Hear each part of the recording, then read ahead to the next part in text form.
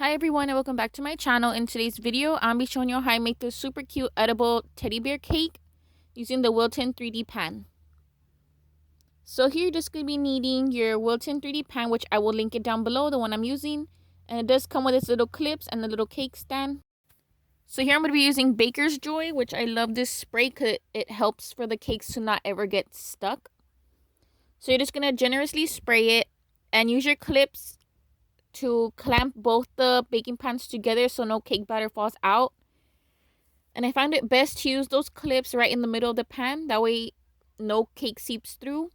And for this little pan, you can either use 1.5 cups to 2 cups to fill up this little teddy bear.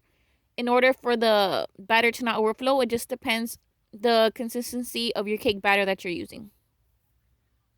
Now we're just going to put it into the oven to bake for about 15 to 20 minutes, depending on the temperature you use. So now we're going to be taking off the clamps and opening up the little pans and see how well the cake came out.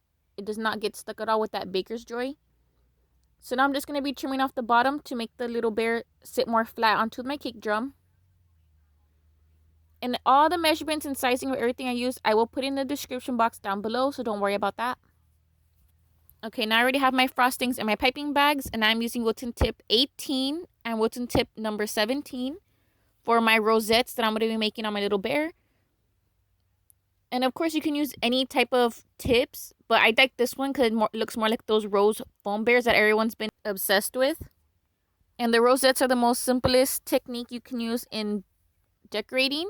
So all you're going to be doing is just basically keep your pressure on the bag and do a swirl. That's literally it. And you're just going to keep doing that same swirl over and over and over to cover the entire bear. It's super easy.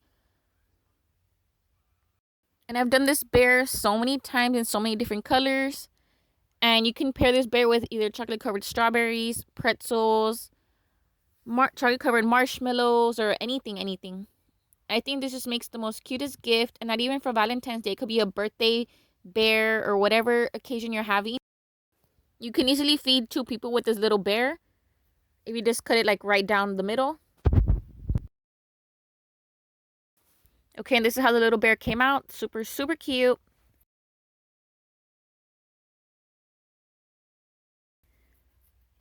And now we're going to be starting our Rice Krispies. All you're going to need is just some marshmallows and some Krispies. And I'm just going to put about more than half of the bag into my bowl. And I'm going to melt down some marshmallows. And you can do this so many different ways. This is just the way I chose to do it. And the best thing when working with Rice Krispies is to use Crisco shortening. That way the marshmallows and stuff will not stick to your hands or your gloves or your surface that you're using. So here I'm just going to put Crisco on my hands and on my foil paper. And I'm going to just press down on my Krispies. I don't really care to use a rolling pin because I'm just going to cut out the shape with the same size as my cookie cutter.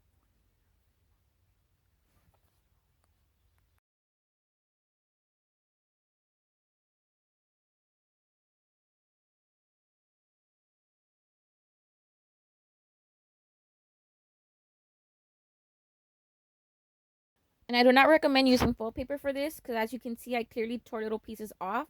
So just use wax paper or parchment paper better. And the recipe for the Rice Krispie treats is super easy. You just need your cereal, marshmallows, and you can throw a little bit of vanilla extract for more flavoring. Or you can just do the easiest way and buy the Krispies already made and just cut the shapes out from there, if that's more easier for you. Now that our Krispies are done and I've let them sit for about 30 minutes, I'm just going to decorate them with my chocolate and sprinkle them with some Valentine's Day sprinkles. Now that everything's almost completely dry, I'm just going to go ahead and place them onto my cake. Just look how cute this is. I cannot even get over it.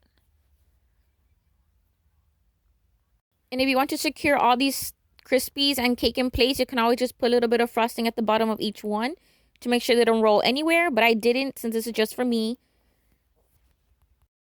And normally I package these cake bears in the clear cylinder you guys saw in the beginning of the video where I inserted that picture. But I thought I'd try something different for this one.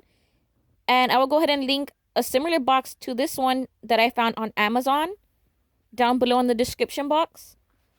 And like always, thank you guys for watching. Don't forget to subscribe and click the little bell to get notified every single time I post a new video.